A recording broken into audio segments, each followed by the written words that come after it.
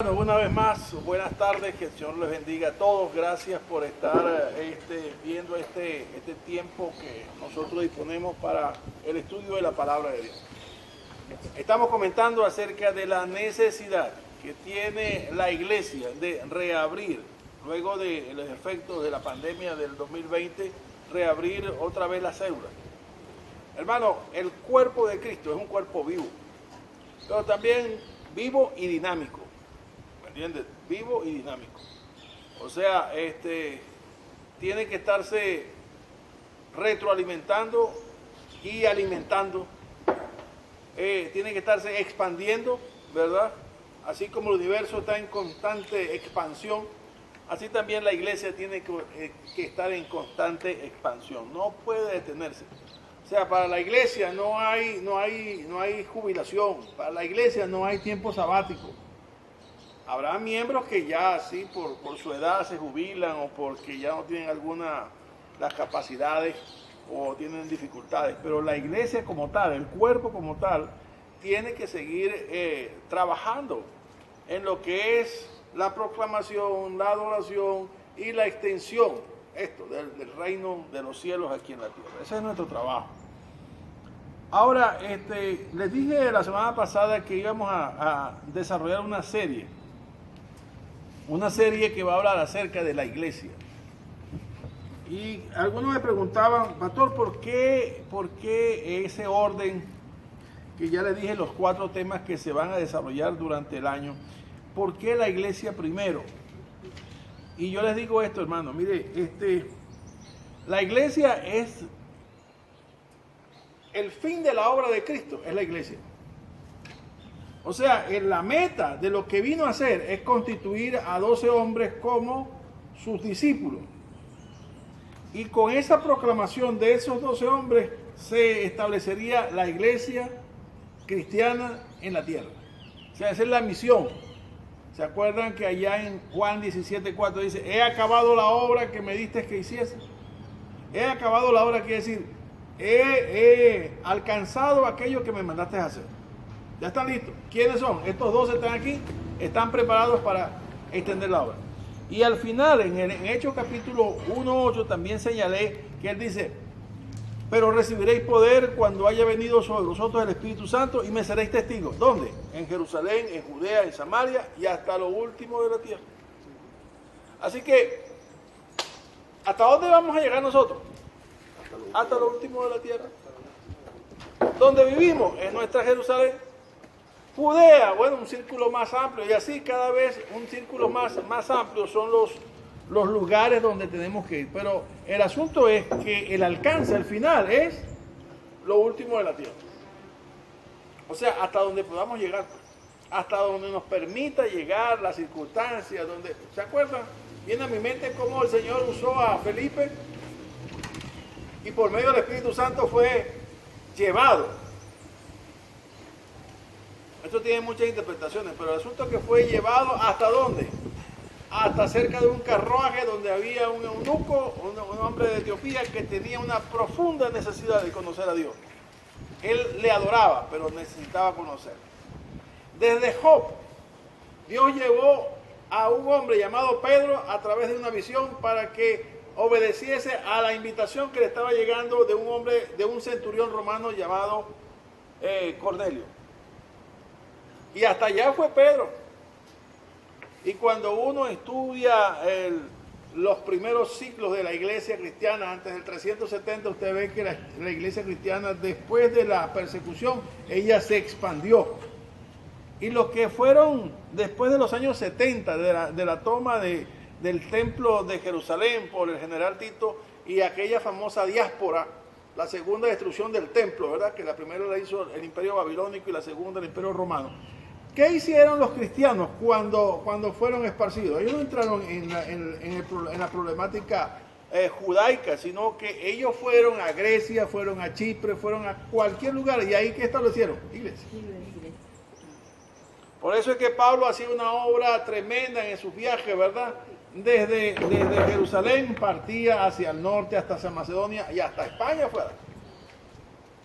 Así que no sé, yo estaría toda la tarde aquí diéndole todos los argumentos y los fundamentos que hay para decirle la iglesia no se puede detener. No hay problema de que haya un coronavirus, eso no lo va a detener. No hay problema de que haya un gobierno dictatorial que quiera impedir. Mire, es que eso ni el comunismo de China ha podido impedir que la iglesia siga creciendo. Hoy día, con todas las provisiones, la iglesia en China sigue creciendo. El bloque soviético jamás pudo impedir que la iglesia predicara. Usted ve el gobierno en Venezuela. En Venezuela, ok, el presidente Chávez sacó a las nuevas tribus de la selva, pero el evangelio estaba ya sembrado en la selva. Y hoy día se sigue expandiendo. O sea, no hay. Aquel concilio que le dijo a Pedro que les prohibía seguir predicando en el nombre de Jesús, yo digo, bueno, juzguen ustedes qué debemos hacer. Si obedecer a los hombres o a Dios. ¿Listo? ¿Y qué hizo Pedro? Siguió predicando. O sea, es que no pueden ser. A costa de su vida. Sí, la mayoría fueron mártires. La gran mayoría fueron mártires. ¿Pero qué hicieron? Tuvieron que mantenerse fieles hasta el final. Y esa es la gloria de la iglesia ahora, ¿me entiendes? Que ha sido hallada fiel. Yo sé que no en todos los creyentes pasa eso, pero hay una cepa, un grupo reservado por Dios que van a mantenerse fiel hasta el final. Y eso tengo plena convicción.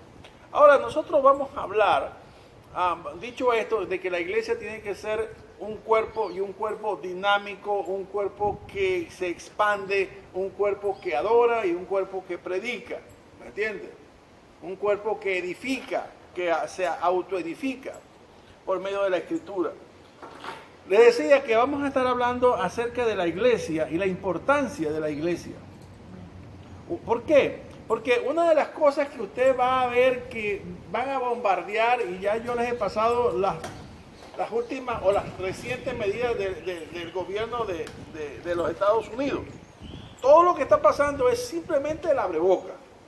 Apenas tiene unos días de establecido este gobierno y mire todos los cargos que están nombrando, ¿no? El asunto va a ser que la iglesia tiene que tener un criterio amplio, no xenofóbico y ¿cómo se llama? Intolerante. Ahí vamos a tener problemas, definitivamente. Porque hay cosas donde uno debe sujetarse a la autoridad, pero cuando la autoridad transgrede la palabra de Dios, ya ahí uno no puede sujetarse, pierde la autoridad. Ahí está el problema. Y muchos nos dirán que estamos fuera de orden, pero voy a decir lo mismo que dijo Pedro. Juzgad, si es preciso, a quién debemos obedecer. Si a Dios o a los hombres.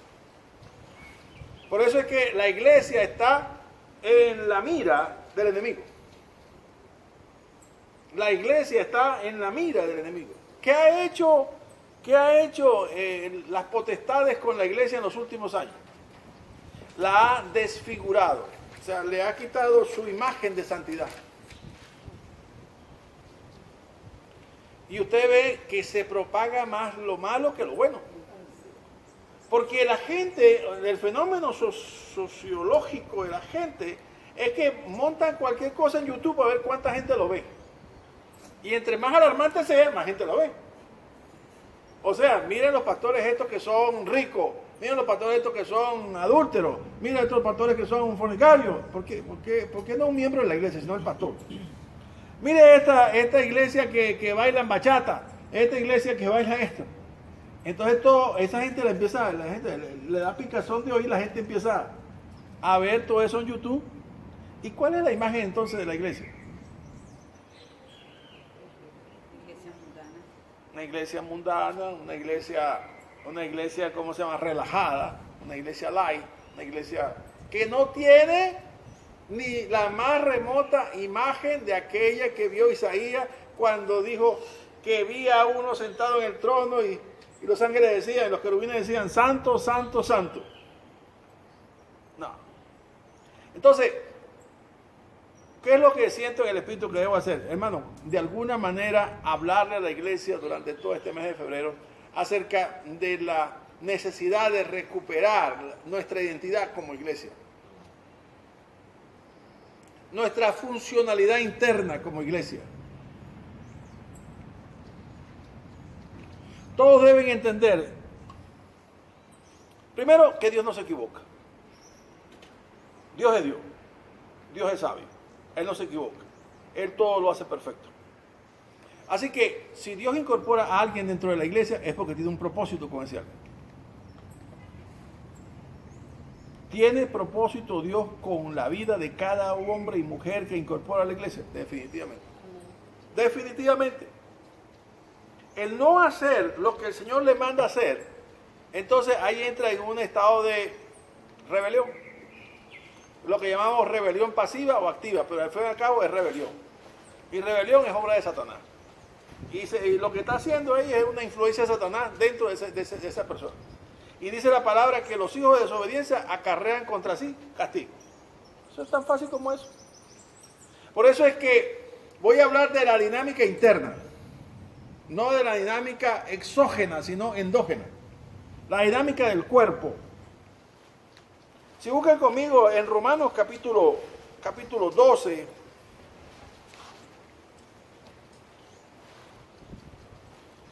En Romanos capítulo 12, desde el verso 3 voy a leerle, y usted les ruego que se vaya imaginando un cuerpo para que vea a qué me refiero cuando digo la dinámica interna del cuerpo.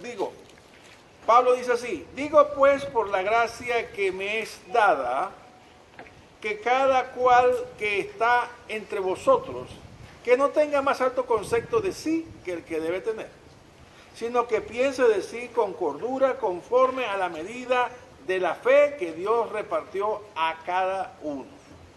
Ahora bien, porque de la manera que en un cuerpo tenemos muchos miembros, pero no todos los miembros tienen la misma función, así nosotros.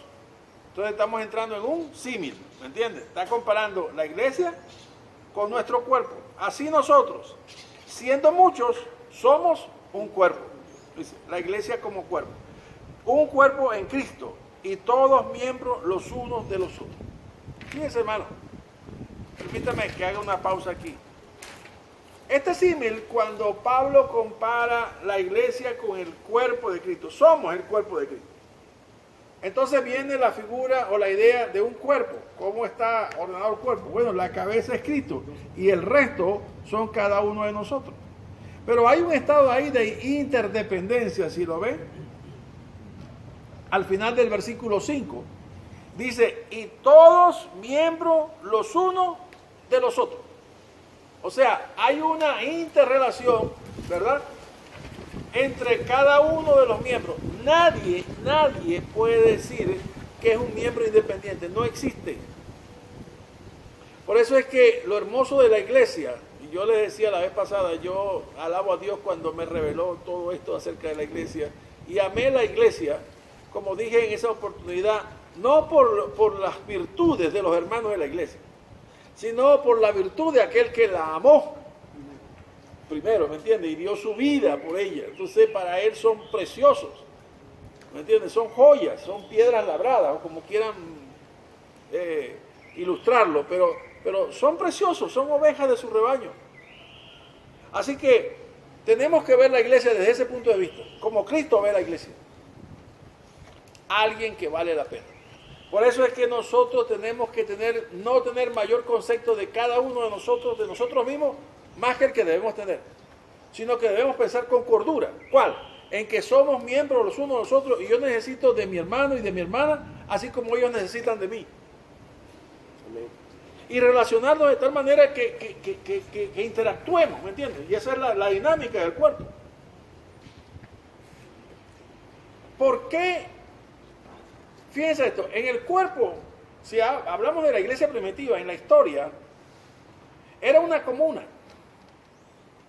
Y todos los recursos estaban centralizados. Y se administraba tanto para las necesidades de la comuna y para las otras necesidades y las viudas. Pero ¿se acuerdan lo que pasó con Ananías y Zafira? Ananías y Zafira eran dos miembros de la comuna. Pero ellos tuvieron cierto recelo. ¿Cuál era el recelo? No lo demos todo, quedémonos con una parte. Por si acaso esto se va a la deriva, pues nos quedemos en el aire, porque vendimos el rancho que teníamos y los camellos que teníamos, los vendimos y nos quedamos sin nada. Entonces la vamos a entregar todo. No sé quién me lo dijo, si lo dijo la mujer o lo dijo el hombre, pero alguno de los dos lo dijo. Y el otro, pero el problema es que el otro estuvo de acuerdo. ¿Y cómo terminaron? Porque dice, porque no habéis engañado a los hombres, sino al Espíritu Santo. O sea, usted pretende engañar al Espíritu Santo. Y eso fue algo leccionador, porque ellos veían la iglesia como una estructura social frágil. No lo vieron como aquella estructura donde Cristo es quien protege a la iglesia, donde Cristo es el pastor de esa oveja, ¿me entiendes? Donde Cristo es la cabeza de esa. Y cuando yo veo a mis hermanos como ellos son, compadre, déjeme que yo voy solo. Tranquilo, tranquilo, hermano. No, es que no lo puedo ver así.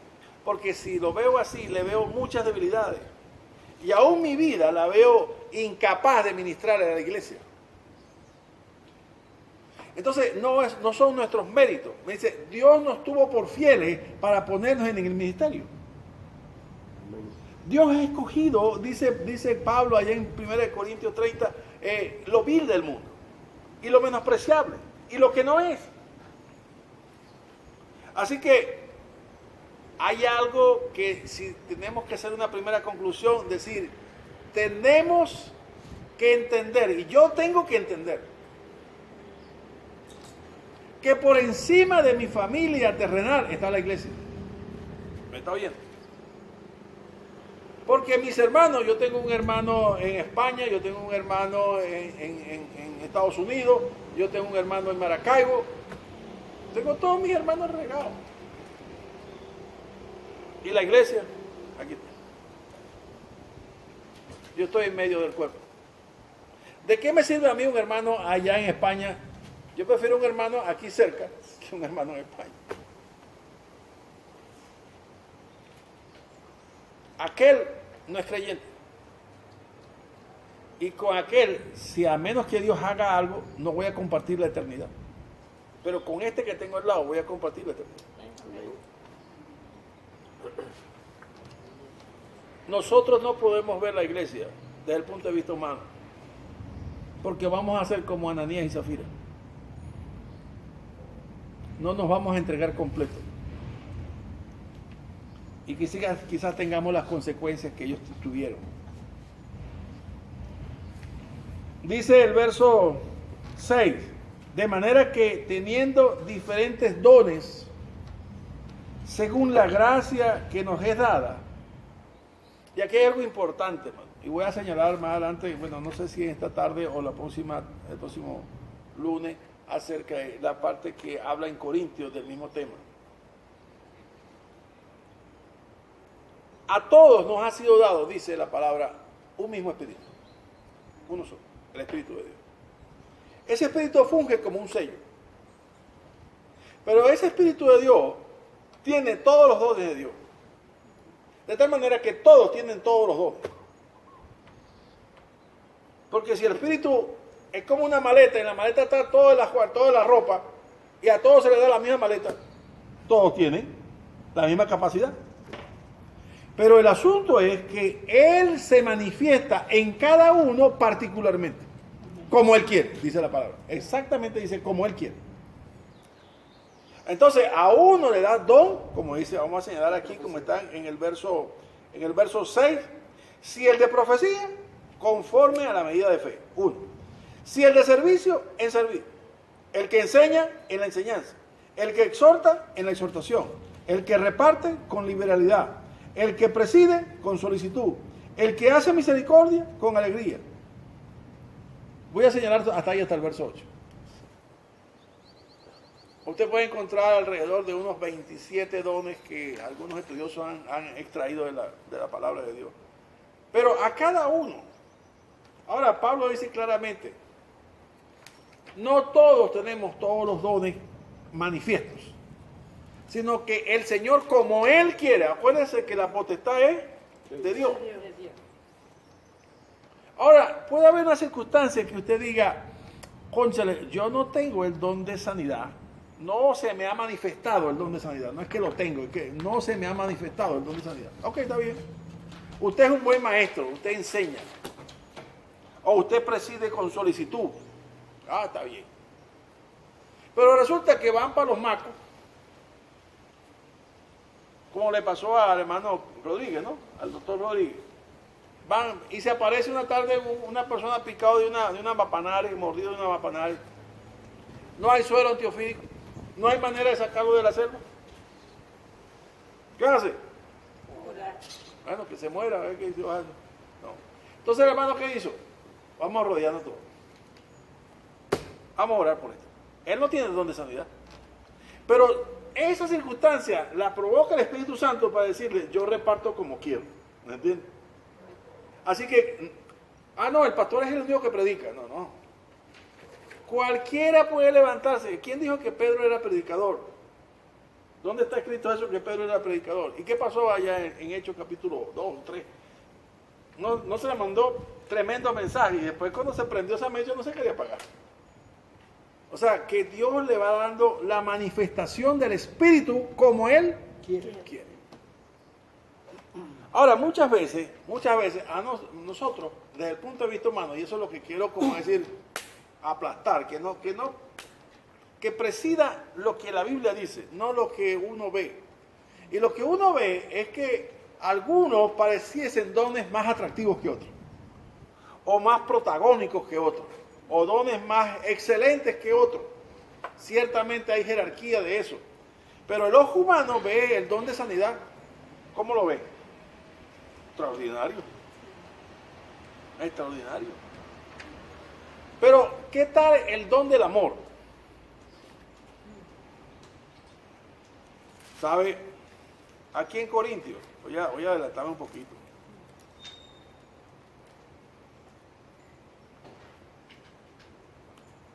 En el versículo 31 de 1 Corintios, capítulo 12.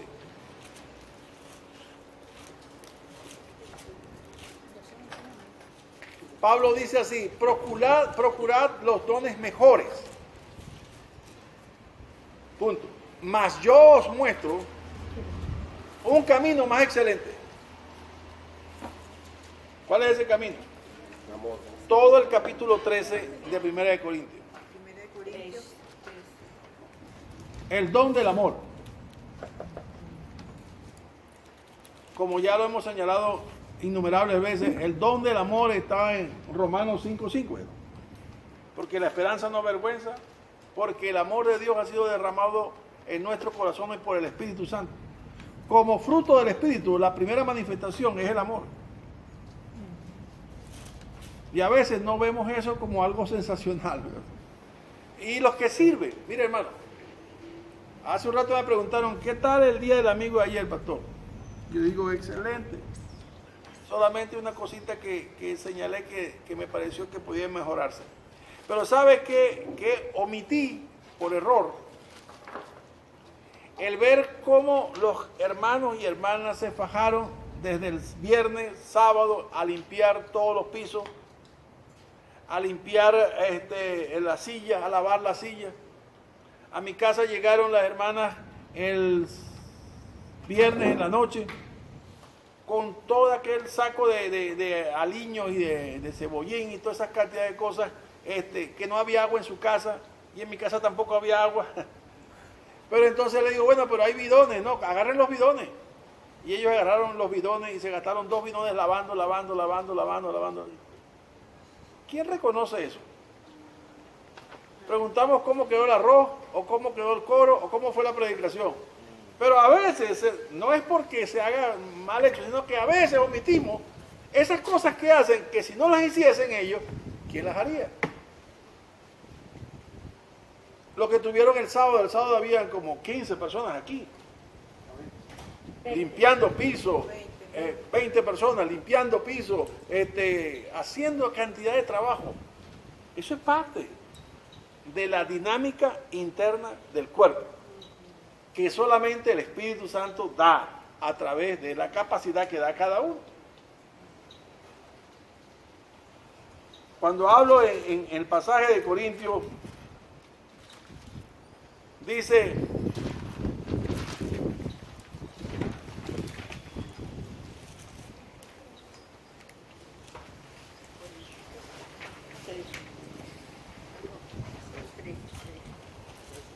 en Corintios, dice el versículo 16. Perdón, me equivoqué, se me atrapó, pero ya va, pero un momentico. En el Corintios capítulo 12, primera de Corintios 12,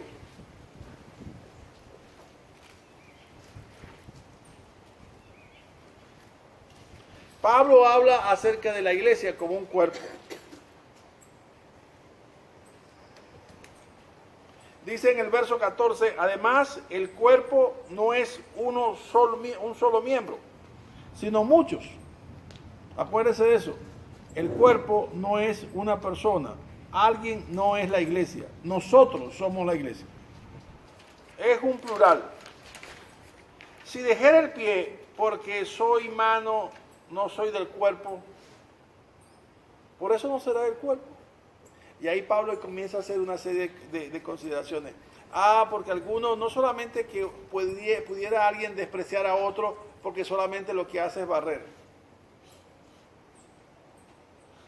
O visto desde otro punto de vista, que el que barre dice, a mí no me toman en cuenta. Nadie se pregunta cuántos limpian las sillas aquí antes del culto. O cuántos ordenan el santuario antes del culto. Pero dice la palabra que el Señor engalana más a aquellos que no son tomados en cuenta. Porque se acuerdan cuando la viuda fue a dar a aquellas 2 blancas y la gente daba de lo que tenían. Pero ¿de quién hizo el comentario Jesús? ¿De los que dieron gran cantidad de dinero o de la viuda que dio las 2 blancas? Por eso es que nadie se puede sentir menospreciado o viceversa. Nadie puede menospreciar a otro porque no es del cuerpo. ¿Por qué? Porque no haga un don de esos extraordinarios que llaman tanto la atención. Entonces, hermano, dice acá el 16, y si dijere la oreja, porque no soy ojo, no soy del cuerpo, por eso no será del cuerpo. Y si todo el cuerpo fuese ojo, ¿dónde estaría el oído? O sea, no puede haber el mismo don en todo. Eso no existe. No hay iglesia que sea así. Lo que sí hay es que el ojo tiene una función, y el oído tiene una función, y el pie tiene una función, y la mano tiene una función. Y es lo que yo les he dicho, hermano. Mire, pongan atención. Si usted es miembro de la iglesia, usted tiene una función dentro de la iglesia. Si usted no ejerce la función que usted tiene como miembro de la iglesia o como parte del cuerpo, dentro del cuerpo, ahí hay un problema que usted tiene, que tiene que ponerse a cuenta con el Señor. Yo no juzgo a nadie ni me meto a interferir en eso. Es una cuestión entre cada quien con su Dios, Señor. Pero lo que sí estoy seguro es que Dios me puso dentro del cuerpo para ejercer un ministerio. Para servir dentro del cuerpo, para guiar dentro del cuerpo, para enseñar dentro del cuerpo, para predicar dentro del cuerpo. ¿Me entiendes? Yo puedo reconocer que el Espíritu Santo obra en mí como 5, 6, 7 dones. Y no hace más porque a veces yo me cohíbo de hacerlo. Pero no dijo Jesús que el Espíritu me glorificará. Entonces, el Espíritu quiere manifestarse. Entre más ve esa persona dispuesta a hacer las cosas, más se va a manifestar. Esa es la dinámica interna. Ninguno que esté o que se diga que está dentro del cuerpo puede estar inerte. Cualquier elemento u órgano inerte dentro del cuerpo tiene problema en el cuerpo. Si no, vean nuestro cuerpo. Pues. Si algo deja de funcionar, hay un problema dentro del cuerpo. Entonces, el cuerpo de Cristo, que es la iglesia, es un cuerpo dinámico. ¿Dinámico por qué? Porque el dínamo, el que le da la energía al cuerpo, el espíritu de vida, está en ese cuerpo. Y en cada uno de los creyentes. Y cada uno de los creyentes, como dice la palabra, todos los que son Romanos 8:14. Y todos los que son guiados por el Espíritu de Dios, estos son hijos de Dios. Así que a veces Pablo es fuerte en la palabra cuando dice, mire, si alguno no está en este carril, apártese de esa persona. Y a uno le cuesta, ¿me entiendes? Porque hay personas que son muy agradables, pero así tan agradables como inútiles. Porque nunca manifiestan la voluntad de participar. La secretaria que hace el trabajo, la que limpia la casa misionera, el abogado que se va hasta Caracas para hacer una gestión, simplemente porque tiene amor a Dios para hacer la gestión para que la iglesia esté legalmente. ¿Cuántos consideran todo ese trabajo? Pero siempre hay unos que están en la fachada, ¿me entiendes? Epa. Pero esa comida que se comieron ayer, alguien la hizo. Y alguien picó los aliños uno por uno, ¿me entiendes? Y esa torta que se comieron, alguien batió esa cuestión para hacer la torta. Todos somos necesarios y todos tenemos que ser reconocidos dentro del cuerpo. Y nadie, por lo minúsculo que haga, puede sentirse fuera del cuerpo. Ni alguien, por lo que mucho que haga, puede sentirse que es mejor que cualquier otro que haga poco. Por eso, hermano, usted que me está viendo y oyendo por este medio, por favor, considérese a sí mismo como un bendecido de Dios, porque Dios lo insertó dentro del cuerpo. Y los que están a su alrededor, que están ahí o escuchando y viendo este video, tomen en cuenta lo que estoy diciendo. Intercambien su teléfono, interactúen ustedes, enséñense, edifíquense el uno al otro, porque todos conformamos el maravilloso y glorioso cuerpo de Cristo. Amén. El Señor me lo bendiga y me lo guarde donde quiera que esté. ¿Okay? Amén.